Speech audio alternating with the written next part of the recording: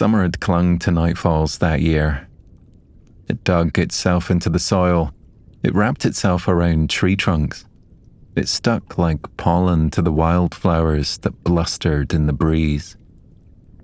It held steady, and even though I could feel the winds changing, the breeze that carried across the clearing blew warm. "Shall we take a hike?"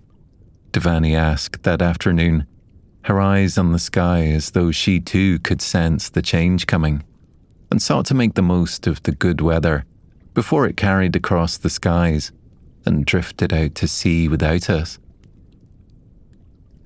Where to? I was already pulling my boots on. Nowhere in particular.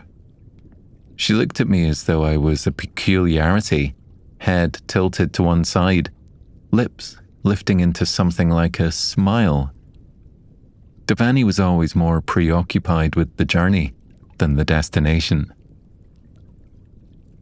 "Perhaps we'll just find our way then," I said as casually as I could. But to me, setting off on a walk with no destination in mind was the most alien of concepts. It was like putting jam on the scone before the cream, or rising before dawn on the weekend. It simply made no sense. Dhvani, on the other hand, smiled contentedly at the notion that she had nowhere to be and hours to find her way there. I'd always trusted Dhvani's judgment, so I followed her into the forest, quietly trying to predict where she might lead us. She ran her hands over the tree trunks as she wove through them, her fingertips tracing the lines drawn by low branches. The smell of summer tangled itself into her hair as we drifted deeper and deeper into the forest. I'd come to nightfalls in search of myself, but in truth, I'd found a family. Dhvani, Lyra, Wanda, Alistair, Bahiti, Anwin, the nymphs, Circe, Otto, the creatures that only crawled out of their warrens and burrows by night. I chose all of them. I chose nightfalls, and I would choose it again in every lifetime. I was increasingly of the opinion that I would choose Dhvani for an eternity too. My life had filled to the brim, but if I were perhaps to make one small complaint, it would be how difficult it had gotten to catch a moment alone with Dhvani. She was the life and soul of every forest circle and campfire gathering. She was the root of all mischief in the clearing. She was behind almost every trip we took down the path of time, and every plan we ever made to build, or change, or grow something in the little clearing we called home. When it was just the two of us alone, the sun felt a little warmer on my skin, and the air smelled a little sweeter. The steep, overgrown path that led deeper into the mountains was a little easier to walk up when I knew I would be meeting her at the top. "Would you rather be stuck on the same chapter of the same book for the rest of your life, or never be able to find your page again in whatever book you're reading?" she asked, as we turned off the path and disappeared deeper into the pine forest beyond. "Neither. I would prefer that neither of those things were the case," I laughed. "You have to pick one. That's the game." She threw me a look over her shoulder. "What game?" "Would you rather?" "Well, what would you rather?" "I'd probably prefer to never find my page. Then I could at least read the rest of the book whilst I looked for it." I'd probably prefer that too," I conceded. "Geoffrey, you can't just copy my answers." If my name didn't sound so good coming out of her mouth, I might have carried on arguing with her. Dhvani ducked under the vines that tangled across our path and began the descent into a valley I'd never come across before. "Do you know this place?" I asked, but she shook her head. I could hear water falling somewhere in the distance and assumed the sound was echoing out of nightfalls at first. Instead, it seemed that the deeper into that valley we got, the closer the sound became. "Ask me one then." She fit her hand into mine, and as I squeezed it, I thought I felt my heart do just the same. Let me think," I hummed, and though I knew it pained her to wait, she let the silence stretch out between us. The sound of leaves crunching underfoot underscored my thoughts. Hummingbirds darted through the trees, and a little blue jay hopped from branch to branch, following us through the forest. "Would you rather oversleep by 2 hours every day, or fall asleep after lunch for a few hours every day?" "The second one." She didn't need time to consider it. "There is nothing better than an afternoon nap." I think I'd choose the first one," I disagreed, and she almost looked affronted. "I like a lazy morning more than anything," I explained, and as I did, I felt the first patter of rain fall on the spot where our hands intertwined. Dhvani looked skyward, her brow drawing together and the corners of her eyes crinkling. "That cloud isn't going anywhere fast," she surmised. "It's only going to get grayer." I looped an arm over her shoulders and pressed a kiss into her temple. Nothing bothered Dhvani so much as summer saying its farewell. The droplets fell more heavily around us, pattering on the forest floor, rolling off my forehead and down my face, soaking into my t-shirt. The rain wasn't warm. It warned of the weather to come, but it smelled just like the sky above and soothed something in my soul. It fell heavier still, and when our clothes were soaked through, Dhvani lifted her voice over the sound of it. "Shall we find somewhere to hide?" "Good idea," I agreed, but my voice barely carried over the deluge. Rain pelted on the rocks, on the path, and on flower petals that had opened out to gather up as much water as they could. The heavens had opened. There was no denying it, and the only escape would be found deeper down in the valley, where the tree canopy was thicker and the rain fell less heavily.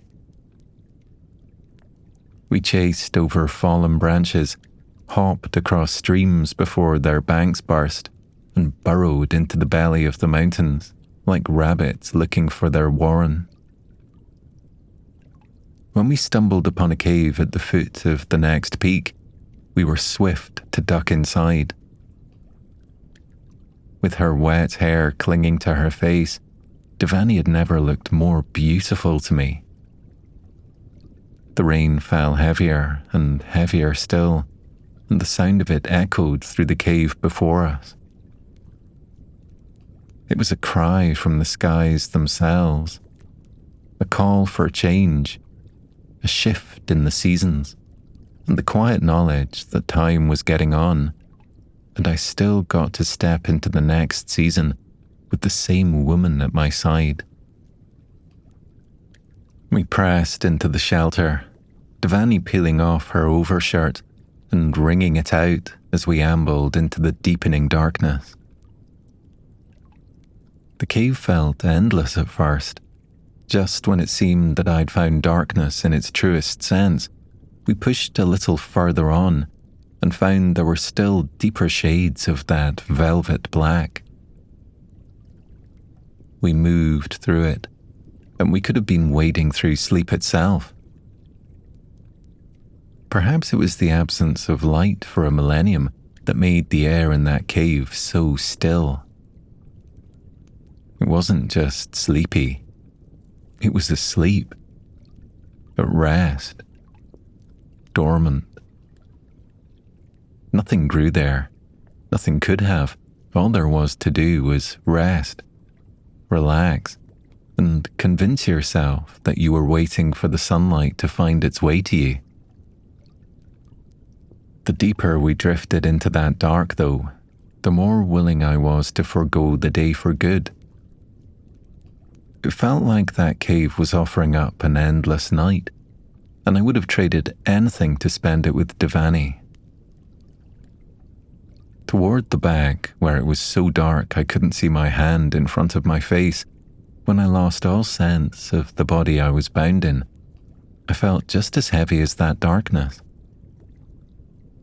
I might as well have been one with it, flowing into it.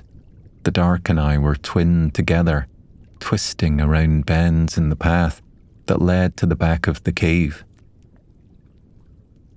I felt the passage narrow and twist deeper and deeper into the mountain.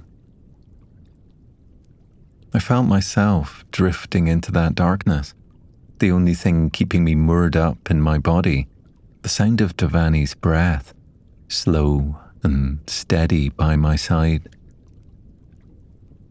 It drifted in and out, in and out, in and out. I breathed in time with her until I was back in my body. The light was finding its way through the dark again, and the walls of that cave were opening out onto the unexpected. Is that what I think it is? Dhvani was awestruck as she wandered toward the underground lake hidden in the heart of the mountain. Above the lake, the cave opened up, a wide hole, tunneling through hundreds of meters of rock, allowed light to stream in from the skies above, light and rain.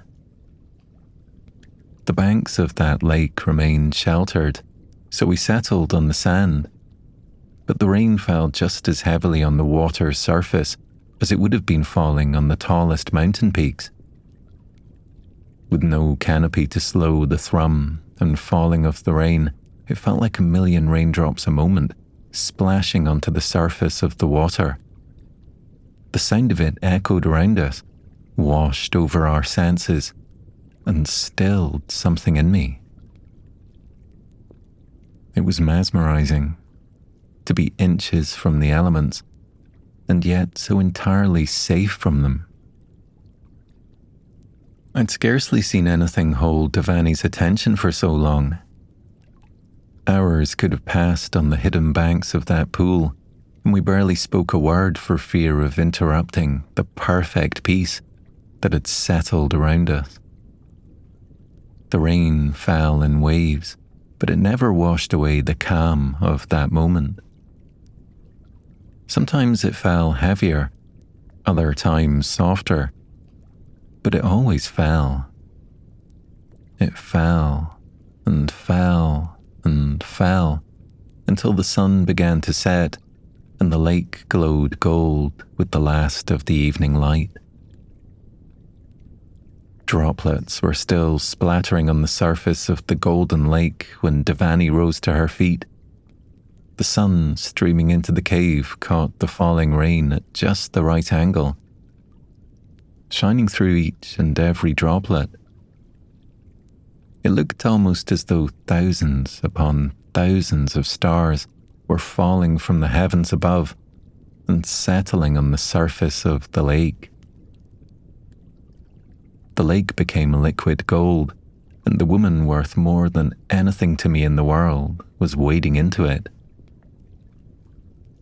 I watched that gold slide over her hips, past her waist, over her ribs, and past her shoulders until she was swimming through the sunset itself. The kind of ambers and oranges that only belonged in the sky shined just a little brighter with Dhvani drifting through them. Sunset came and went, and I might have missed it if it weren't for the starlight that came afterwards. After hours of trying to wash the summer away, the rain stopped, and the world settled into stillness again. Drifting on the surface of the lake were the stars I knew from the night sky, but with the image of them rippling so beautifully on the water, I wondered if the sky was ever where they truly belonged. I followed Dhvani into the water. I swam through the skies with her, and I wished that the stars would drop anchor in that lake and stay with us past the night, through the dawn, and into the next day. Moonlight flooded in through the opening above the lake, and as we paddled in the shadows, I watched the way the moonlight clung to Dhvani. All light found her always. Maybe it was like calling to like when she shone her light on me, or anyone, or anything for that matter. Her attention felt just as warm as the summer sunlight, as soothing as the moonlight, as stilling as the stars. We swam out to the center of the lake, and the rain had held off for long enough that the surface finally settled around us. The water was crystal clear with the moonlight cutting through it, and we were able to see all the way to the sandy bottom. There, glinting in the moonlight, were thousands of coins. "Is that treasure?" Dhvani half laughed, but before I could respond, she was diving for the bottom. When she returned to the surface some moments later, she took a deep breath in and out, in and out, before she spoke. "Not treasure," she spluttered, holding up a 1 pence piece and dropping it back into the lake. "No?" I watched the coin settle back on the bottom and waited for the sand to settle around it again so I could get a better look. "It's all 1 pence pieces, some 2 pence, she sighed, but I turned my face up toward the roof of the cave. Gazing up at the window to the sky, the hole that let the moonlight in, I realized that we were swimming in waters people had been using as a wishing well for hundreds of years. It must have dawned on Dhvani in that same moment, for before I could tell her, she dove for the bottom again. When she resurfaced, she was holding a £1 coin and a 50-pence piece. Some treasure to be had then, I surmised. "We're not keeping them," she splashed at me. "I may have big dreams, but I thought a £1 coin might give my wish some extra mileage." "I have big dreams." I would have dug my heels in if I could touch the bottom. She handed me the 50-pence piece, and I tried not to laugh. There was only £1 coin. Hopefully this is enough to get mine granted then. "Hang on." She disappeared into the water again, and I watched the bubbles rising to the surface as she swam along the bottom of the lake, searching. "Here you are." She surfaced with a splash, holding out a handful of coins to me. 3 10-pence pieces, 5 2-pence pieces, a single 5-pence piece, and 5 pennies. "That should make up the difference to £1. Now you can dream as big as me." She gave me a wink, and as I laughed, I almost snorted the lake water. "Ready?" She closed her eyes. She was treading water before me, and something in me shifted. Dhvani was always full of hope.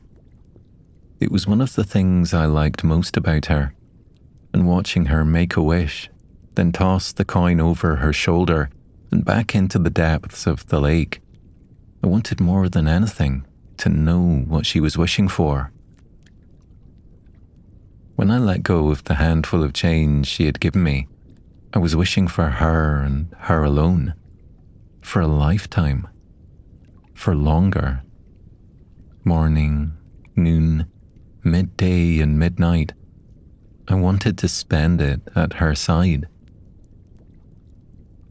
She opened her eyes like someone who knew she was being studied, and I rather got the sense that she knew exactly what I was hoping for. We paddled for a while longer, the splashing sound of the water echoing through the cave, and just as the rain began to fall again, I thought I heard her say something. What was that? I lifted my voice over the wash of the water. Now that you've asked me, or that you will, but if you were to, then I would say yes. She smiled to herself, to me, to the stars shining through the gap in the rock above us, and I wondered if the magic that lingered in nightfalls drifted in the waters of that lake too. I had wished for an eternity with her, and she had offered it. Slowly, steadily, the rain began to fall again, and it washed away any doubt I had in my mind that Dhvani was the person for me. Her voice played through all my best dreams, and her smile lit up the darkest nights.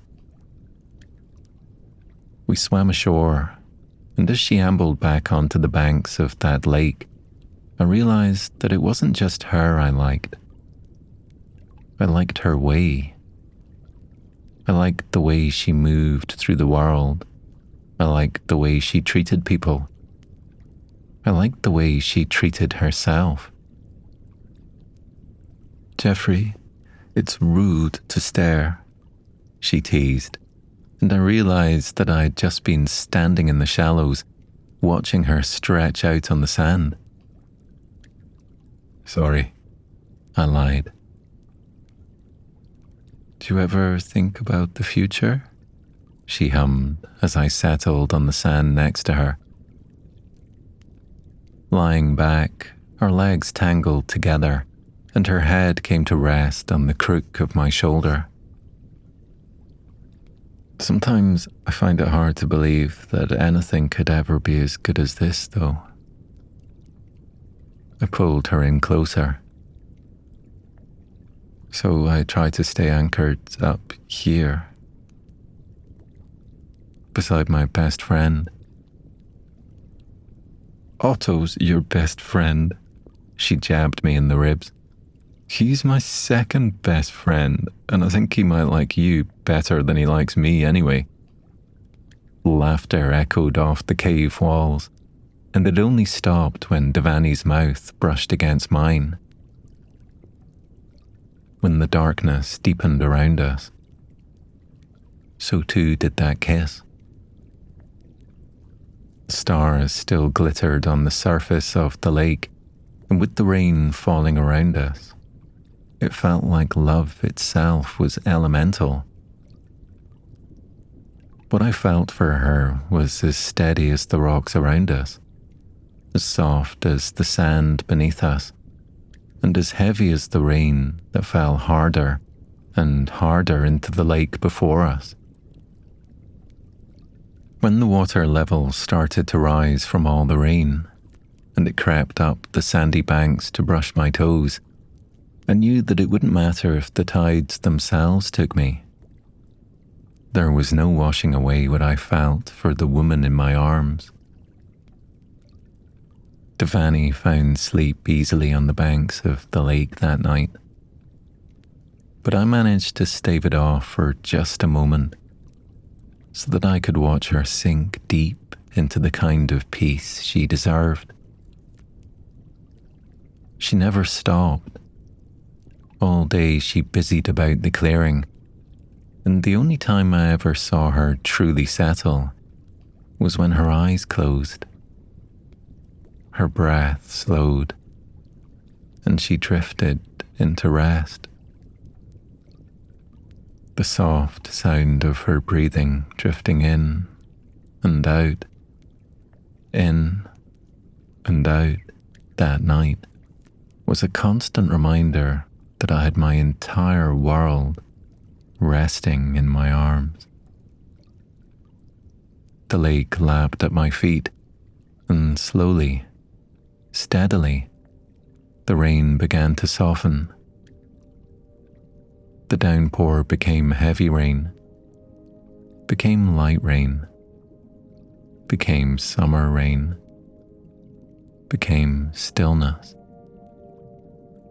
And with a deep breath in and a long, lazy sigh of relief, I gave myself over to it and settled into sleep at last. We'll leave our story there for tonight. I feel all sleepy now. I hope you do too. Sleep well and sweet dreams.